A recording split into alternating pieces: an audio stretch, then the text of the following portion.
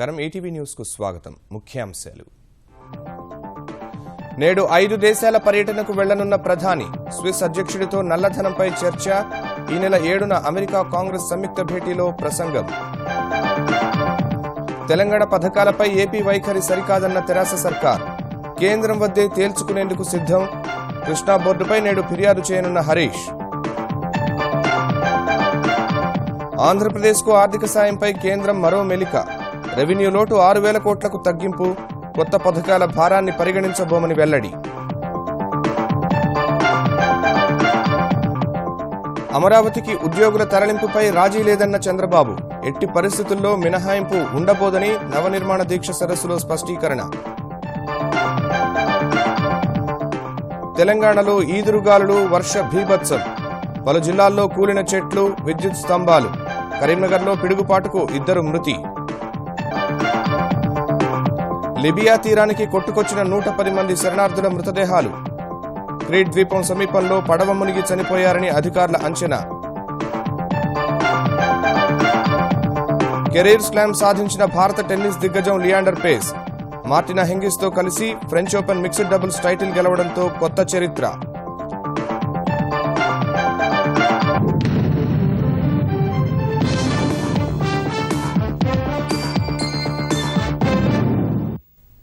ప్రపంచ దేశాలతో తనదైన దౌత్యనీతిని అనుసరిస్తూ వాణిజ్య సంబంధాల్లో నూతన పంథాను ఆవిష్కరిస్తున్న ప్రధాని నరేంద్ర మోదీ ఇవాళ్టి నుంచి ఆఫ్ఘనిస్తాన్ ఖతార్ స్విట్జర్లాండ్ అమెరికా మెక్సికోల్లో పర్యటించనున్నారు ఈ పర్యటనలో మోదీ ఇంధన భద్రతా విషయంలో సహకారాలపై చర్చిస్తారు అణు ఇంధన సరఫరాదారుల కూటమిలో భారత్ చేరే అంశంపై ఈ పర్యటనలో ఓ స్పష్టత వచ్చే అవకాశం ఉంది ఇందుకు సంబంధించి అమెరికా సానుకూల వ్యాఖ్యలు చేసినందున అగ్రరాజ్యాధినేత బరాక్ ఒబామాతో జరిగే భేటీ కీలకం కానుంది 5 రోజుల్లో 5 దేశాలలో పర్యటించనున్న ప్రధాని నరేంద్ర మోదీ మొదట ఆఫ్ఘనిస్తాన్ వెళ్తారు అక్కడ 1,400 కోట్ల రూపాయల వ్యయంతో హెరాత్ ప్రావిన్స్లో నిర్మించిన భారత్ ఆఫ్ఘన్ మైత్రి ఆనకట్ట ఆ దేశ అధ్యక్షుడు అష్రఫ్ ఘనీతో కలిసి మోదీ ప్రారంభిస్తారు తర్వాత ఆఫ్ఘన్లో నెలకొన్న ప్రస్తుత పరిస్థితులపై చర్చించనున్న ఇరువురు ఆఫ్ఘనిస్తాన్ భారత స్నేహవారధి ప్రారంభోత్సవంలో పాల్గొంటారు కొత్త వారధి హెరాత్ ప్రజల ఆకాంక్షలు నెరవేరుస్తుందని మోదీ ఆకాంక్షించారు ఆఫ్ఘన్ పర్యటన తర్వాత ఖతార్ వెళ్లనున్న ప్రధాని ప్రాచీన కాలం నుంచి ఖతార్ భారత్ మధ్య వేళ్లూనుకున్న మైత్రీ బంధాన్ని మరింత పటిష్టం చేసుకోనున్నారు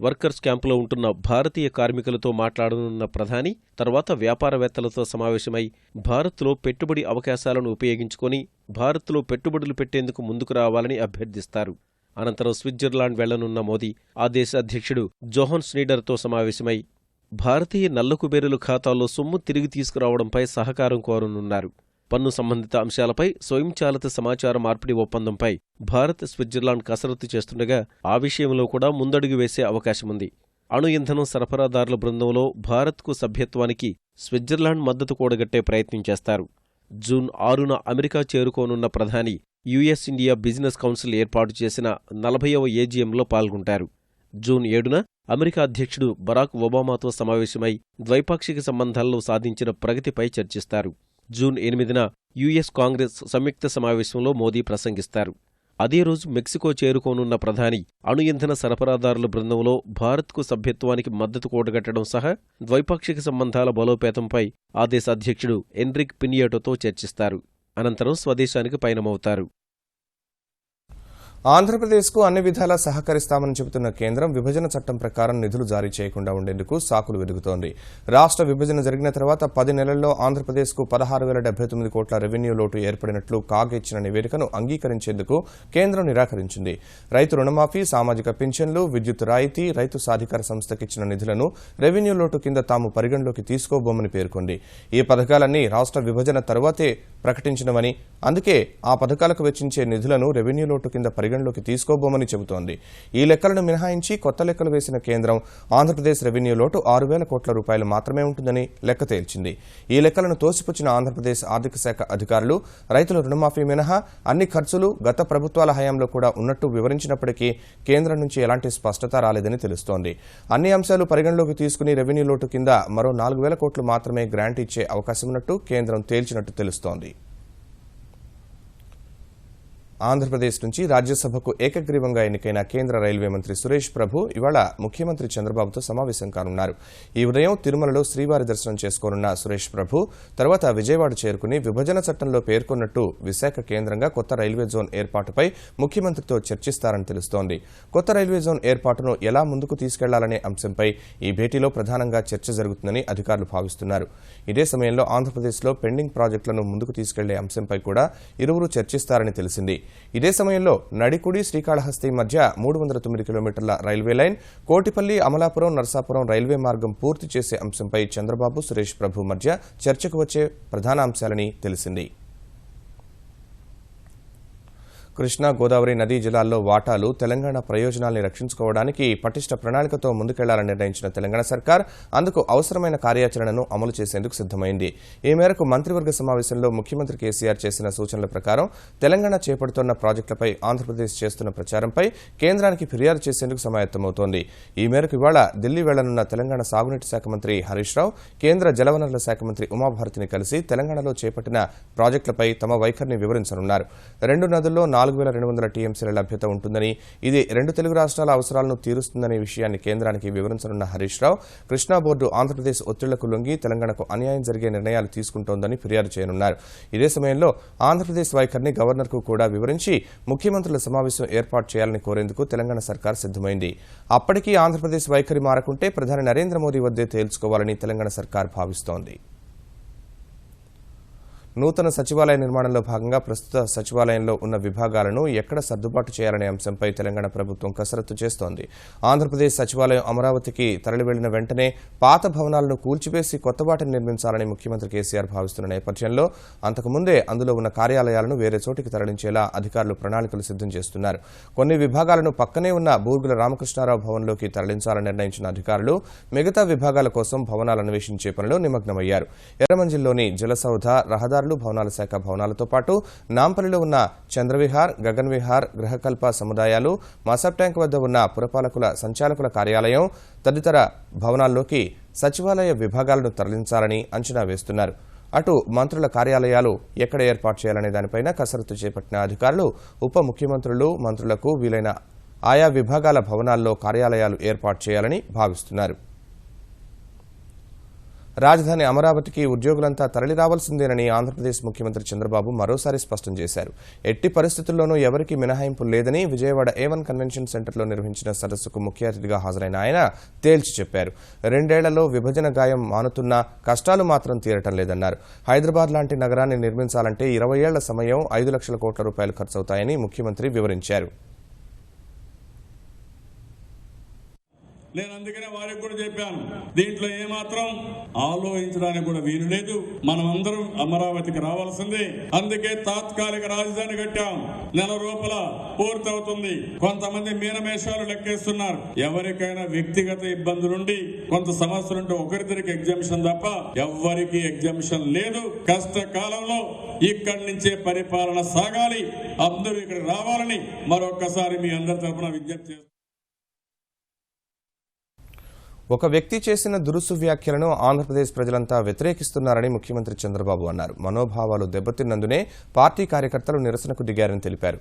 విజయవాడలో నిర్వహించిన నిరసనలో మంటలంటుకుని ఆసుపత్రిలో చికిత్స పొందుతున్న కార్పొరేటర్ జాస్తి సాంబశివరావును పరామర్శించిన చంద్రబాబు మెరుగైన వైద్య చికిత్స అందించాలని వైద్యులకు సూచించారు. అవసరమైతే చికిత్సకు అవసరమైన పరికరాలుండే ఆసుపత్రికి తరలించాలని ఆదేశించారు. ఇదే సమయంలో తననుద్దేశించి తీవ్రమైన వ్యాఖ్యలు చేస్తున్న వారు హుందాతనాన్ని వీడరాదని సూచించారు.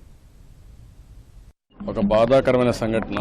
ఒక వ్యక్తి ప్రవర్తన వల్ల ఎంతమందికి మనస్సు బాధపడుతుందనే దానికి ఇది ఒక ఉదాహరణ. ఒక నేర చరిత్ర కలిగిన వ్యక్తి, అతను మాట్లాడే మాటలు మీరు చూస్తున్నారు. రాళ్లతో కొట్టమనడం, అదే మరి ఈ రోజు మాట్లాడిన మాటలు చూస్తే 30 సంవత్సరాలు 40 సంవత్సరాల రాజకీయ జీవితంలో ఎవ్వరి దగ్గర ఒక మాట పడని వ్యక్తిని. ఇలాంటి వ్యక్తులతో ఈ రోజు మనం సమాధానం చెప్పాల్సి వస్తున్న ఆవేదన, బాధ ఉంటుంది. ఏదేమైనా కార్యకర్తలు కూడా సంయమనం పాటించాలి. రాష్ట్ర ప్రజల కోసం మనం ఆలోచిస్తున్నాం. మనం హోందాగా ఉండి ప్రజల్ని సమాయత్తం చేయాలి, ప్రజల్ని చైతన్యవంతులు చేయాలి. మనం అనుకున్న ధ్యేయం కోసం ముందుకు పోవాలి తప్ప ఎక్కడ డీవియేట్ కావద్దని మరొకసారి కోరుతున్నాం. స్వచ్ఛ భారత్ కార్యక్రమంలో భాగంగా దేశంలో పేరు పొందిన ఆధ్యాత్మిక, చారిత్రాత్మక, సాంస్కృతిక ప్రదేశాలు, ప్రాంతాలను పరిశుభ్రం చేసేందుకు ప్రత్యేక చర్యలు చేపట్టాలని కేంద్రం నిర్ణయించింది. ఇందుకు 2 వారాల్లో ప్రణాళిక రూపొందించాలని స్థానిక ప్రభుత్వాలను కేంద్రం ఆదేశించింది. ఆధ్యాత్మిక, చారిత్రాత్మక, సాంస్కృతిక ప్రదేశాల్లో స్వచ్ఛతను పాటిస్తే స్వదేశీ, విదేశీ పర్యాటకులను విశేషంగా ఆకర్షించే అవకాశాలున్నాయని కేంద్ర పారిశుధ్య మంత్రిత్వ శాఖ పేర్కొంది. ఇందుకోసం ఆంధ్రప్రదేశ్లోని తిరుమల తిరుపతి సహా జమ్మూ కశ్మీర్లోని వైష్ణోదేవి, మహారాష్ట్రలోని ఛత్రపతి శివాజీ టెర్మినల్, ఉత్తరప్రదేశ్లోని తాజ్మహల్, వారణాసిలో మణికర్ణిక ఘాట్, పంజాబ్లోని స్వర్ణ దేవాలయం, రాజస్థాన్లోని అజ్మీర్ షరీఫ్ దర్గా, తమిళనాడులో మీనాక్షి దేవాలయం, అస్సోంలోని కామాఖ్య దేవాలయం, ఒడిశాలోని పూరి జగన్నాథ్ దేవాలయ ప్రదేశాల్లో స్వచ్ఛ భారత్ పథకం కింద స్వచ్ఛత కార్యక్రమాలు చేపట్టాలని నిర్ణయించింది. లిబియా నుంచి వలస వెళుతున్న శరణార్థుల మరణాలు కొనసాగుతూనే ఉన్నాయి. పశ్చిమ లిబియాలోని జ్వారా తీరానికి 110 మంది శరణార్థుల మృతదేహాలు కొట్టుకొచ్చాయి. ఈ సంఖ్య మరింత పెరగొచ్చని లిబియా అధికారులు వెల్లడించారు. ఒక్కొక్క పడవలో కనీసం 115 నుంచి 125 మంది వరకు శరణార్థులు ప్రయాణిస్తున్నారని తెలిపారు. ఇప్పటివరకు 302 మందిని గ్రీసు నౌకాదళం రక్షించగా మరో 3 మృతదేహాలు గుర్తించింది. క్రీట్ ద్వీపం దగ్గరలో పడవ మునిగిందని, కిక్కిరిసిన పడవలో సామర్థ్యానికి మించి జనం ఉండటం వల్లే ప్రమాదం జరిగిందని, ఎవరెవరు ఏ దేశాలకు చెందినవారో గుర్తించాల్సి ఉంది. కొన్ని శవాలు కుళ్లిపోగా గల్లంతైన వారి కోసం గాలిస్తున్నారు.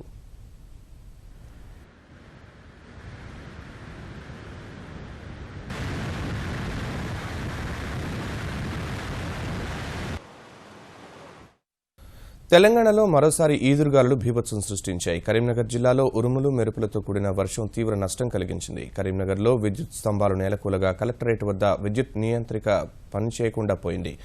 చాలా చోట్ల విద్యుత్ సరఫరాకు అంతరాయం ఏర్పడింది. చేపల మార్కెట్లో భారీ చెట్టు కూలి 3కి తీవ్ర గాయాలయ్యాయి. నగునూరులో ఒకరు, కాటారం మండలం దామరకుంటలో ఒకరు పిడుగుపాటుకు చనిపోయారు. మేడిపల్లి మండలం పోరుమల్లలో పిడుగుపడి 20 గొర్రెలు మృతి చెందాయి. ముత్తారం, ఎల్కతుర్తి మండలాల్లో ఇళ్లు కూలి 8 మంది గాయపడ్డారు. వరంగల్ జిల్లాలో నర్సంపేట, వరంగల్ ప్రధాన రహదారిపై భారీ వృక్షాలు, విద్యుత్ స్తంభాలు విరిగి రోడ్డుకు అడ్డంగా పడ్డాయి. కొన్ని గ్రామాల్లో ఇళ్ల పైకప్పులు ఎగిరిపోయాయి. నల్గొండ జిల్లా చౌటుప్పల్ మండలం ఎస్ లంగోటం, నేలపట్ల గ్రామాల్లో గాలివానకు 40 ఇళ్ల పైకప్పులు ఎగిరిపోయాయి. హైదరాబాద్లో ఓయూ, తార్నాక, హబ్సిగూడ, నాచారం, మల్లాపూర్, మల్కాజ్గిరిలో భారీ వర్షానికి రహదారులు జలమయమయ్యాయి.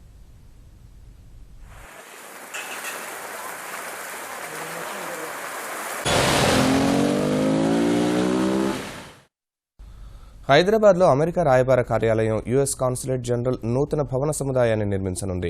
ప్రస్తుతం బేగంపేటలో ఈ కార్యాలయం కొనసాగుతుండగా సేవల విస్తరణలో భాగంగా నూతన భవనాన్ని నిర్మించనున్నట్లు ఆ దేశ కాన్సుల్ జనరల్ మైఖేల్ సి మలిన్స్ వెల్లడించారు. నగర శివారులోని నానక్రామ్గూడలో 12.3 ఎకరాల విస్తీర్ణంలో ఈ భారీ భవనం ఏర్పాటు కానుంది. 2020 నవంబర్ నాటికి నూతన కార్యాలయం నుంచి సేవలు ప్రారంభిస్తామన్న మలిన్స్, అమెరికా వీసాల కోసం దరఖాస్తు చేసుకునే వారికి, ఇతర సేవల కోసం వచ్చే వారికి మరింత సౌలభ్యంగా ఉండేలా కార్యాలయాన్ని నిర్మిస్తున్నట్లు చెప్పారు. We are doing a marvelous new consulate that will have 52 interview windows, that will be able to handle up to 2,500 interviews a day, and that most of all preserves and honors. We have respected that and designed a unique building for all of you. Construction will start next year. The bidding conference starts in 2 weeks. Then we prepare the site, and the building will start next year and be finished by October 2020. పర్యాటక రంగ ప్రాజెక్టులను పరుగులు పెట్టించడమే లక్ష్యంగా ఆంధ్రప్రదేశ్ ప్రభుత్వం నూతన భూ కేటాయింపుల విధానాన్ని ప్రకటించింది. కనీసం ఎకరా నుంచి 10 ఎకరాల వరకు ప్రభుత్వ భూమిని లీజుకిచ్చేందుకు ఈ విధానం ద్వారా అవకాశం కల్పించింది. పర్యాటక రంగ విధానం 2015-2020లో ఇచ్చే ప్రోత్సాహకాలన్నింటినీ ప్రత్యేక ప్రాయోజక వాహకాలు కంపెనీలకు వర్తింపజేయనుంది. పర్యాటక రంగం ద్వారా పెద్ద ఎత్తున రాబడిని ఆశిస్తున్న ప్రభుత్వం కొత్తగా land lease policy for tourism projects 2016 విధానాన్ని శుక్రవారం ప్రవేశపెట్టింది. ఈ విధానం ద్వారా కేంద్ర ప్రభుత్వం పర్యాటక రంగానికి విధించిన ప్రమాణాలు, నిబంధనలకు లోబడి 3 నక్షత్రాల హోటళ్లు వంటి వాటికి ప్రభుత్వ భూమిని ఇవ్వనుంది. ఈ తరహా హోటళ్లకు గరిష్టంగా 5 ఎకరాల వరకు భూమిని లీజుగా ఇచ్చేందుకు వీలు కల్పించింది. బీచ్, జంగిల్, హిల్స్ రిసార్ట్స్ కి, వాటిలో నక్షత్రాల హోటళ్లకు గరిష్టంగా 10 ఎకరాలు, సమావేశాలు, కాన్ఫరెన్స్లు ఏర్పాటు చేసుకునే ఎంఐసిఈ సెంటర్ల నిర్మాణానికి 10 ఎకరాల వరకు లీజుకివ్వనుంది. రహదారి వెంబడి సేదతీరే కేంద్రాలకు ఎకరా నుంచి 3 ఎకరాలు, ఇతర పర్యాటక ప్రాజెక్టులకు గరిష్టంగా 10 ఎకరాలు స్థలాన్ని ఈ విధానం ద్వారా కేటాయించనున్నారు. రాష్ట్ర విభజనతో గ్రేహౌండ్స్, ఆక్టోపస్, ఇతర పోలీస్ శిక్షణ కేంద్రాలన్నీ తెలంగాణకు వెళ్లినందున ఆంధ్రప్రదేశ్కు తలెత్తిన ఇబ్బందులను పరిష్కరించాలని ఆంధ్రప్రదేశ్ డీజీపీ జేవీ రాముడు కేంద్రాన్ని కోరారు. ఈ మేరకు కేంద్ర హోంశాఖ అధికారులను కలిసిన డీజీపీ ఆంధ్రప్రదేశ్ క్యాడర్ పెంపుపై కూడా చర్చించినట్టు తెలిసింది. Forensic science lab, octopus, greyhound సంస్థల ఏర్పాటుకు ఆంధ్రప్రదేశ్ సర్కార్ భూములు కూడా ఇచ్చినందున ఆ సంస్థలు నెలకొల్పేందుకు అవసరమైన దాదాపు 3,000 కోట్ల రూపాయలు మంజూరు చేయాలని డీజీపీ కేంద్రాన్ని కోరారు. ఆంధ్రప్రదేశ్ పోలీసు వ్యవస్థ ఆధునీకరణ, మౌలిక సదుపాయాల కల్పనకు ప్రత్యేక నిధులు కేటాయించాలని రాముడు కోరినట్లు తెలిసింది. అత్యాధునిక సౌకర్యాలతో ఫోరెన్సిక్ ల్యాబ్ ఏర్పాటుకు సుముఖత వ్యక్తం చేసిన కేంద్ర అధికారులు ఇందుకు 150 కోట్ల రూపాయలు ఇచ్చేందుకు ఆమోదముద్ర వేసినట్టు తెలుస్తోంది. సైబర్ నేరాల నియంత్రణకు అవసరమైన అత్యాధునిక శిక్షణ కేంద్రం ఏర్పాటు చేయాలన్న ఆంధ్రప్రదేశ్ ప్రభుత్వ ఆలోచనను డీజీపీ కేంద్ర అధికారులకు వివరించగా 70 నుంచి 80 కోట్ల వరకు ఇచ్చేందుకు కేంద్రం సానుకూలత వ్యక్తం చేసినట్టు తెలిసింది. కరీంనగర్ రామగుండం ఎరువుల కర్మాగారాన్ని నిర్ణీత సమయానికే ప్రారంభించాలని తెలంగాణ ప్రభుత్వం కేంద్రాన్ని కోరింది. ఢిల్లీలో రసాయనాలు, ఎరువుల మంత్రిత్వ శాఖ కార్యదర్శి ఆధ్వర్యంలో జరిగిన సమావేశంలో పాల్గొన్న తెలంగాణ రెసిడెంట్ కమిషనర్ కర్మాగారం పునఃప్రారంభంపై చర్చించారు. రామగుండం ఎరువుల కర్మాగారాన్ని మళ్లీ ప్రారంభించేందుకు కేంద్ర మంత్రి అనంతకుమార్ ఇండియా ఇంజనీర్స్ సంస్థతో అవగాహన ఒప్పందం కుదుర్చుకోగా 2018 జూలై నాటికి పనులు పూర్తి చేసి ఉత్పత్తి ప్రారంభించాల్సి ఉంది. కానీ 9 నెలలు ఆలస్యమయ్యే అవకాశం ఉందని సమావేశంలో తెలంగాణ ప్రతినిధికి తెలిపారు. సాంకేతిక కారణాల వల్ల నిర్ణీత సమయానికి అదనంగా మరో 9 నెలలు సమయం పడుతుందని కేంద్ర ప్రభుత్వం అధికారులు పేర్కొన్నారు. మోదీ 2 ఏళ్ల పాలనలోని అభివృద్ధి కార్యక్రమాలను ప్రజల్లోకి తీసుకెళ్లేందుకే విజయ్ పరువు నిర్వహిస్తున్నామని కేంద్ర కార్మిక శాఖ మంత్రి బండారు దత్తాత్రేయ తెలిపారు. హైదరాబాద్లోని కార్మిక రాజ్య బీమా సంస్థ ప్రాంతీయ కార్యాలయంలో విజయ్ పరువు కార్యక్రమాల నిర్వహణపై అధికారులతో సమీక్షించిన ఆయన ఈ నెల 7 నుంచి 26 వరకు అన్ని జిల్లాల్లో సదస్సులు నిర్వహిస్తామని వెల్లడించారు. మోదీ తీసుకున్న విప్లవాత్మక మార్పులు, నూతన విధానాల వల్ల దేశం వేగంగా అభివృద్ధి చెందుతోందన్నారు. తెలంగాణలో, ఆంధ్రప్రదేశ్లో అన్ని జిల్లాలలో, జిల్లా కేంద్రాల్లో కూడా ఒకరోజు ఈ పథకాల మీద సదస్సు కార్యక్రమాలు ఉంటాయి. పెద్ద ఎత్తున బీడీ కార్మికులు, సినీ కార్మికులు, భవన నిర్మాణ కార్మికులు, వివిధ ఫ్యాక్టరీల్లో పనిచేస్తున్న కార్మికులకు కూడా ఈ ప్రభుత్వం తీసుకున్నటువంటి పథకాల మీద వాళ్ళకి తెలియజేయడానికి ఈ సదస్సులు ప్రారంభమవుతాయి. మినిమం వేజ్ కూడా వాళ్ళకి అన్ని రాష్ట్రాలతోని ఆలోచించి ఒక యూనివర్సల్ మినిమం వేజ్ చేయాలనేటువంటి సంకల్పంతో ప్రభుత్వం ముందుకెళ్తుంది. ప్రకాశం జిల్లా కనిగిరి నగర పంచాయతీ పరిధిలో 2 పిచ్చి కుక్కలు స్వైర విహారం చేశాయి. పలు కాలనీల్లో కుక్కలు చేసిన దాడిలో 20 మంది గాయపడగా 2 చిన్నారుల పరిస్థితి ఆందోళనకరంగా ఉంది.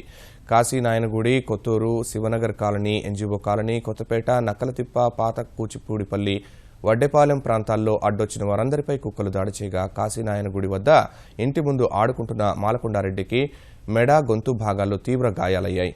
పాత కూచిపూడిపల్లికి చెందిన విష్ణు కూడా తీవ్రంగా గాయపడగా వారికి చికిత్స అందిస్తున్నారు. సౌర విద్యుత్ ఉత్పత్తిని ప్రోత్సహిస్తున్నందుకు తెలంగాణకు చెందిన సదరన్ పవర్ డిస్ట్రిబ్యూషన్ కంపెనీ లిమిటెడ్కు కేంద్ర ప్రభుత్వ ప్రతిష్టాత్మక అవార్డు లభించింది. సౌర విద్యుత్ ఉత్పత్తికి అందిస్తున్న ప్రోత్సాహం, సౌకర్యం కేటగిరీ కింద ఈ అవార్డు దక్కినట్లు కంపెనీ సీఎండీ రఘురామరెడ్డి తెలిపారు.